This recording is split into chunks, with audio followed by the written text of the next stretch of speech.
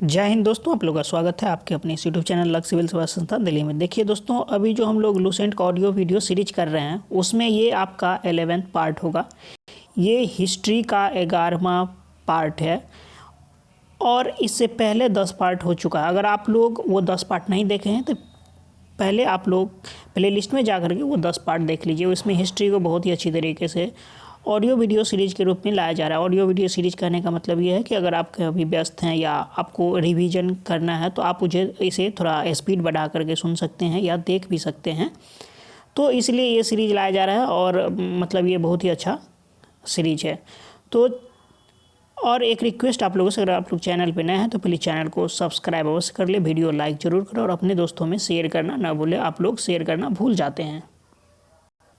तो चलिए आज का वीडियो हम लोग शुरू करेंगे। ये जो होगा 11वां पार्ट होगा। इससे पहले जो है 10 पार्ट हो चुका है। अगर ये आपको पीडीएफ चाहिए तो पीडीएफ के लिए आप टेलीग्राम चैनल का लिंक डिस्क्रिप्शन बॉक्स में दिया हुआ है, वहाँ जा कर के आप इसे डाउनलोड कर सकते हैं। अगर आप टेलीग्राम चैनल में नहीं जाना चाहते या टेलीग्राम नहीं चलाते हैं तो व्हाट्सएप ग्रुप का भी लिंक दिया हुआ, आप उसमें जाके ये पीडीएफ ले सकते हैं। नहीं तो आप मुझे मैसेज करेंगे, नंबर है 8271859877। इस पर आप व्हाट्सएप करें और आपको ये मिल जाएगा। चलिए आज हम लोग शुरू करेंगे मध्यकालीन भारत से। इससे पहले जो भी चीज़ें हैं वो कंप्लीट की जा चुकी है, तो प्लेलिस्ट में आप उसे जा कर के देख सकते हैं। मध्यकालीन भारत के क्रम में हम लोग सबसे पहले देखेंगे भारत पर अरबों का आक्रमण। भारत पर जो है अरबों का आक्रमण, देखिए यहाँ ये तो है लेकिन बगल में एक चीज़ें लिखी हुई है। 711 ईस्वी प्रथम आक्रमण, और आक्रमणकर्ता जो था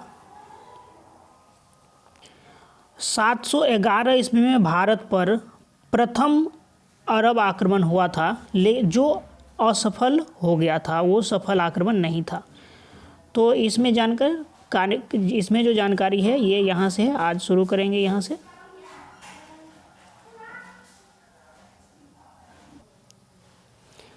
मोहम्मद बिन कासिम के नेतृत्व में अरबों ने भारत पर पहला सफल आक्रमण किया। अरबों ने सिंध पर 712 ईस्वी में विजय पाई थी।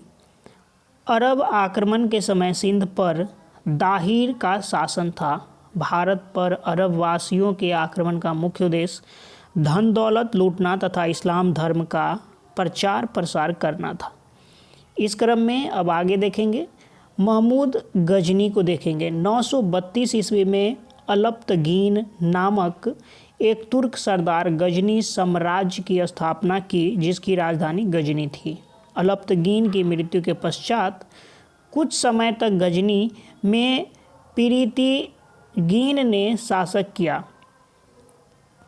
इसी के शासनकाल ब्रैकेट में 972 से 977 ईस्वी में सर्वप्रथम भारत पर आक्रमण किया गया। प्रथम तुर्क आक्रमण के समय पंजाब में शाही वंश का शासक जयपाल शासन कर रहा था। अलप्तगीन का गुलाम था तथा दामाद सुबुक्तगीन 977 ईस्वी में गजनी की गद्दी पर बैठा। महमूद गजनी सुबुक्तगीन का पुत्र था, जिसका जन्म 1 नवंबर 971 ईस्वी में हुआ था। अपने पिता के काल में महमूद गजनी खुरासन का शासक था। महमूद गजनी 27 वर्ष की अवस्था में 998 ईस्वी में गद्दी पर बैठा। बगदाद का खलीफा अल आदिर बिल्लाह ने महमूद गजनी के पद को मान्यता प्रदान करते हुए उसे यामीन उद दौला तथा यमीन उल मिल्लाह की उपाधि दी। देखिए यहाँ पर आप देखेंगे ट्रिपल स्टार लगा हुआ है, ये सर्कल भी है। तो जो बहुत ही इम्पोर्टेंट है, ये जो आपको ये सीरीज दिया जा रहा है, इसके पीछे बहुत सारा मेहनत है। लो लेवल से हायर लेवल, मतलब सभी ग्रुप डी कहिए, रेलवे, एनटीपीसी, एसएससी, बीपीएससी, सभी मतलब जो भी एग्ज़ाम होता है कंपटीशन, वन डे एग्ज़ाम, उसका जो है प्रीवियस ईयर का आपको 10 साल के क्वेश्चन का एनालिसिस किया गया है। उसके बाद जो है ये सीरीज बनाई गई है। उसके आधार पर इसमें जो है एनालाइज किया गया है। तो आप इसमें देखेंगे इस सीरीज में बहुत ही बारीक तरीके से वर्ड को जो जो इम्पोर्टेंट वर्ड है उसे लाइनिंग किया गया है, सर्कल किया गया है, हाईलाइट किया गया है। तो इसका फ़ायदा आप लोग उठाइए। यहाँ पर आप देखिए ट्रिपल स्टार लगा हुआ है, क्योंकि ये जो जितना इम्पोर्टेंट है उसको उस तरह से किया गया है। तो इस चीज़ को आप लोग ध्यान देंगे। देखिए ये है, महमूद गजनी ने भारत पर 17 बार आक्रमण किया। महमूद के भारतीय आक्रमण का वास्तविक उद्देश्य धन की प्राप्ति था। महमूद गजनी एक मूर्ति भंजक आक्रमणकारी था। महमूद गजनी ने भारत पर प्रथम आक्रमण 1000 ईस्वी में किया तथा पेशावर के कुछ भागों पर अधिकार करके वह अपने देश लौट गया। महमूद गजनी ने 1001 ईस्वी में शाही राजा जयपाल के विरुद्ध आक्रमण किया था। इसमें जयपाल की पराजय हुई थी। महमूद गजनी का 1008 ईस्वी में नगर कोट के विरुद्ध हमले को मूर्तिवाद के विरुद्ध पहली महत्वपूर्ण जीत बताई जाती है। महमूद गजनी ने थानेश्वर के चक्रस्वामीन की कांस्य निर्मित आदमकद प्रतिमा को गजनी भेजकर रंगभूमि में रखवाया। महमूद गजनी का सबसे चर्चित आक्रमण 1025 ईस्वी में सोमनाथ मंदिर ब्रैकेट में सौराष्ट्र पर हुआ। इस मंदिर की लूट में उसे करीब 20 लाख दिनार की संपत्ति हाथ लगी। सोमनाथ की रक्षा में सहायता करने के कारण अनहिलवाड़ा के शासक पर महमूद ने आक्रमण किया। सोमनाथ मंदिर लूट कर ले जाने के क्रम में महमूद पर जाटों ने आक्रमण किया था और कुछ संपत्ति लूट ली थी। महमूद गजनी का अंतिम भारतीय आक्रमण 1027 ईस्वी में जाटों के विरुद्ध था। सुल्तान की उपाधि धारण करने वाला प्रथम शासक महमूद गजनी था। महमूद ने के सेना में सेवंद राय एवं तिलक जैसे हिंदू उच्च पदों पर आसीन थे। महमूद गजनी की मृत्यु 1030 ईस्वी में हो गई। अलबरूनी, फिरदौसी, उतबी, फर्रुखी महमूद गजनी के दरबार में रहते थे। इसी क्रम में अब आगे देखेंगे मोहम्मद गौरी को देखेंगे। गौर महमूद गजनी के अधीन एक छोटा सा राज्य था। 1173 ईस्वी में शहाबुद्दीन मोहम्मद गौरी गौर का शासक बना। इसने भारत पर पहला आक्रमण 1175 ईस्वी में मुल्तान के विरुद्ध किया था। मोहम्मद गौरी का दूसरा आक्रमण 1178 ईस्वी में पाटन ब्रैकेट में गुजरात पर हुआ। यहाँ का शासक भीम द्वितीय ने गौरी को बुरी तरह परास्त किया। यहाँ हाईलाइट करके जो है मोहम्मद गौरी द्वारा लड़ा गया युद्ध, कुछ प्रमुख युद्ध दिया गया है, इसलिए इसे देखना बहुत ही आवश्यक है। ये बहुत इम्पोर्टेंट है। चलिए इसको देख लेते हैं। इस क्रम में तराइन का प्रथम युद्ध 1191 ईस्वी में गौरी एवं पृथ्वीराज चौहान के बीच लड़ा गया था। पृथ्वीराज चौहान विजयी रहा था। तराइन का प्रथम युद्ध 1191 ईस्वी मोहम्मद गौरी एवं पृथ्वीराज चौहान के बीच लड़ा गया। पृथ्वीराज चौहान विजयी रहा। तराइन का द्वितीय युद्ध इसके तुरंत एक साल बाद 1192 ईस्वी में लड़ा गया। गौरी एवं पृथ्वीराज चौहान के बीच हुआ था। इसमें मोहम्मद गौरी विजय रहा था। चंदावर का युद्ध 1194 ईस्वी में हुआ था। गौरी एवं जयचंद के बीच हुआ था। इसमें गौरी की विजय हुई थी। मोहम्मद गौरी भारत के विजित प्रदेशों पर शासन का भार अपने गुलाम सेनापतियों को सौंपते हुए गजनी लौट गया। मोहम्मद गौरी की हत्या 15 मार्च 1206 ईस्वी को कर दी गई। अब यहाँ से आगे देखेंगे सल्तनत काल। सल्तनत काल के क्रम में पहला देखेंगे गुलाम वंश। 1206 ईस्वी से 1290 ईस्वी तक गुलाम वंश, यहाँ जो देखेंगे 1206 से 1290 ईस्वी तक गुलाम वंश का शासन था। और यहाँ जब देखेंगे 1206 से 1526 तक, ये 1526 तक सल्तनत काल का ये सल्तनत काल है और ये 1206 से 1290 तक जो है गुलाम वंश का काल है। तो गुलाम वंश के क्रम में सबसे पहला देखेंगे, गुलाम वंश की स्थापना 1206 ईस्वी में कुतुबुद्दीन ऐबक ने किया था। वह गौरी का गुलाम था, यहाँ हाईलाइट करके नोट में दिया हुआ, उसे भी देख लेंगे। गुलामों को फारसी में बंदगाह कहा जाता है तथा इन्हें सैनिक से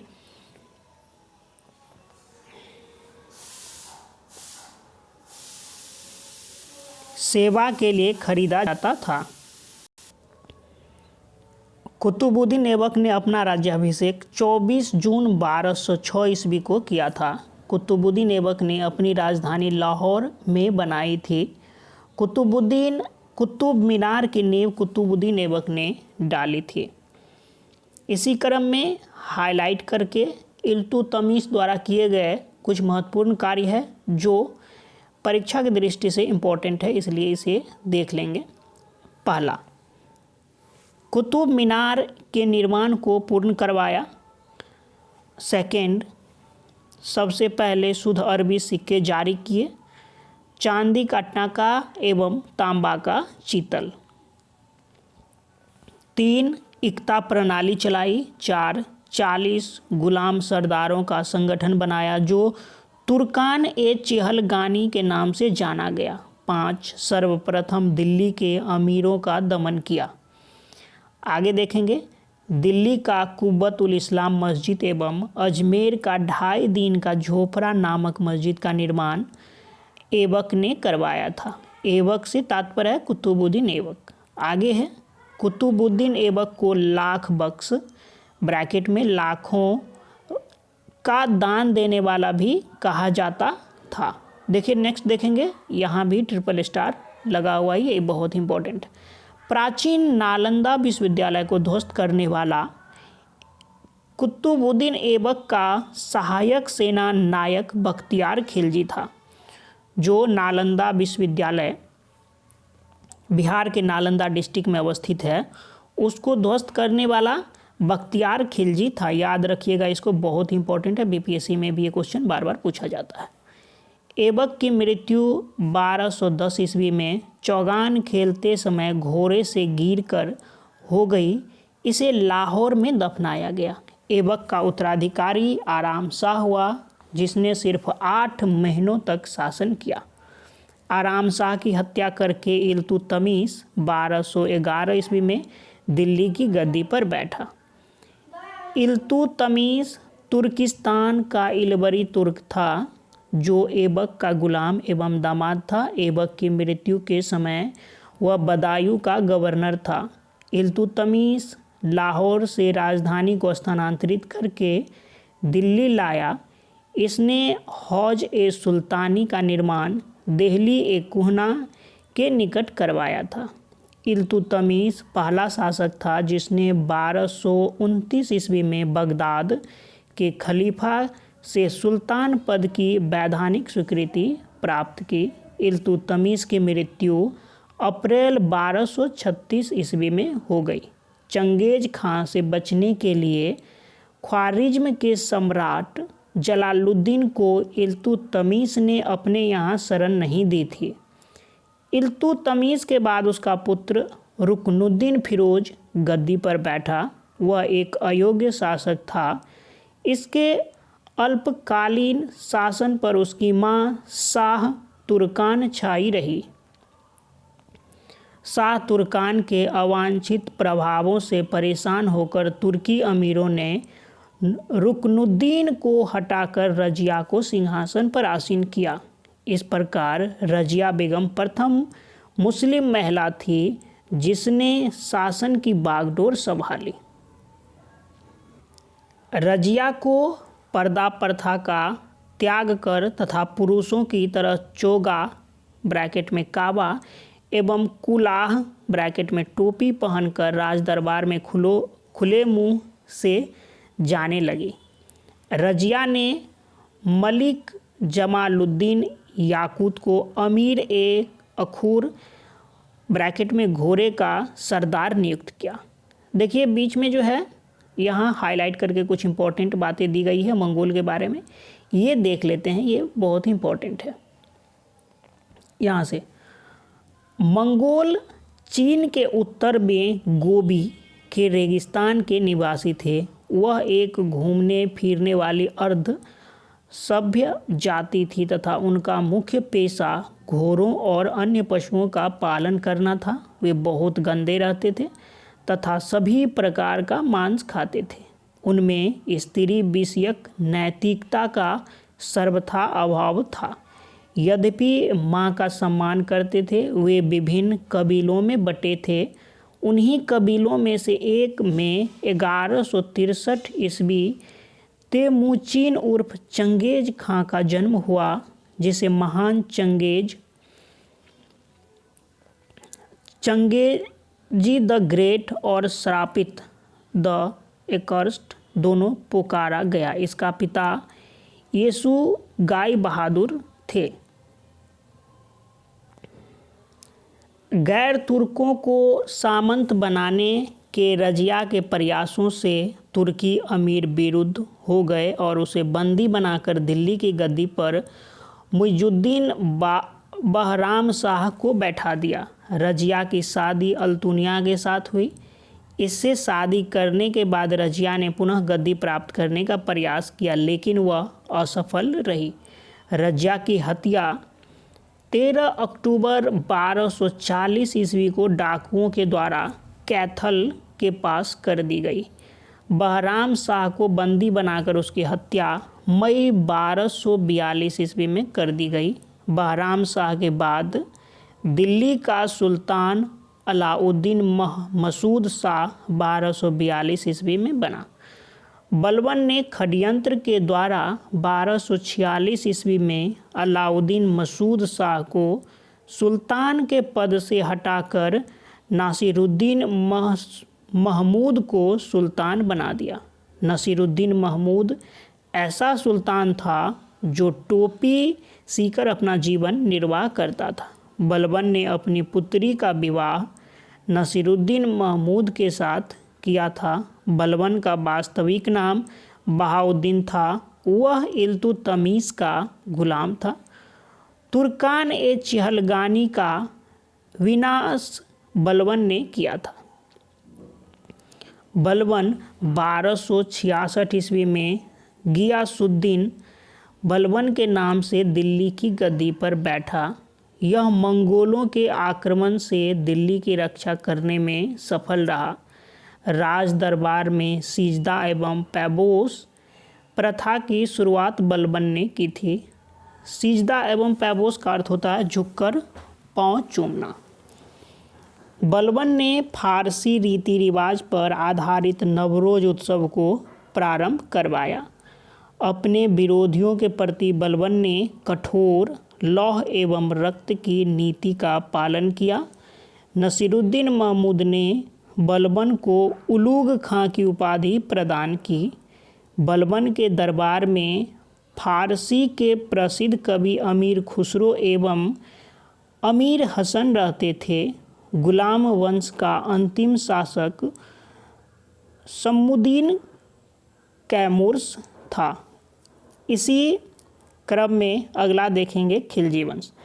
देखिए, सल्तनत काल में जो है जितने भी वंश आए उसको याद करने का एक सिंपल ट्रिक है। अगर वो ट्रिक आप लोग याद कर लेते हैं तो आपको बहुत ही सारे वंश याद करने में बहुत ही आसानी होगी। ट्रिक है जीके ट्रिक, TRICK, ट्रिक को सलाम। यहाँ देख लीजिए, जी से हो गया गुलाम वंश, के से खिलजी वंश, टी से तुगलक वंश। यहाँ इतना साइलेंट है। से सैयद वंश, लौ से लोदी वंश और उसके बाद आता है मुगल वंश। तो इस तरह से जीके ट्रिक को सलाम एक बार मैं फिर से बोल दे रहा हूँ, आप लोग लिख भी लेंगे। जी से गुलाम वंश, के से खिलजी वंश, टी से तुगलक वंश, से सैयद वंश और लौ से लोदी वंश और बाद में मौ से मुगल वंश आता है। इस वीडियो में इतना ही रखेंगे दोस्तों। ये आपका 11th पार्ट था। इसके जस्ट बाद आपका 12th पार्ट आएगा। तो आप लोग 11th पार्ट तक पहले कंप्लीट कर लिए हैं तो 12th पार्ट का वेट करिए, वो बहुत ही जल्द आप लोग के लिए आएगा। 12th पार्ट में हम लोग देखेंगे खिलजी वंश 1290 ईस्वी से 1320 ईस्वी तक का क्रम देखेंगे। आप लोगों से रिक्वेस्ट है, अगर आप लोग चैनल पे नए हैं तो प्लीज़ चैनल सब्सक्राइबर्स करें, और वीडियो अच्छा लगे तो इसे लाइक जरूर करें, एक प्यारा सा कमेंट आप लोग करना ना भूलें। डिस्क्रिप्शन बॉक्स में टेलीग्राम का लिंक है, अगर ये PDF आप लोगों को चाहिए तो उस टेलीग्राम चैनल से जुड़े, वहाँ आप लोगों को हर एक PDF और हर एक लेटेस्ट अपडेट वहाँ मिलेगा। यहाँ सीटेट की पूर्ण प्रिपरेशन कराई जाती है, और 10th में जो बोर्ड एग्जाम चल रहा है उसका जो है ऑब्जेक्टिव क्वेश्चन का एक सीरीज चल रहा है, क्योंकि देखिए 50 जितना भी सब्जेक्ट होता है उसमें 50% आपका 10th में ऑब्जेक्टिव प्रश्न आता है। तो उस ऑब्जेक्टिव में 50% में आपको एक भी नंबर कम ना हो, उसके लिए इस तरह से सीरीज चलाया जा रहा है। एक एनालिसिस सीरीज है जिसमें सिर्फ ऑब्जेक्टिव को एनालाइज किया जाता है। अगर वो आप लोग देख लेते हैं तो आपके बोर्ड एग्जाम में निश्चित रूप से आपको 50% जो ऑब्जेक्टिव आता है उसमें एक भी नंबर आपका कम नहीं होगा। चलिए दोस्तों, इस वीडियो में इतना रखेंगे। Thanks for watching. आपका दिन शुभ हो। जय हिंद, जय भारत।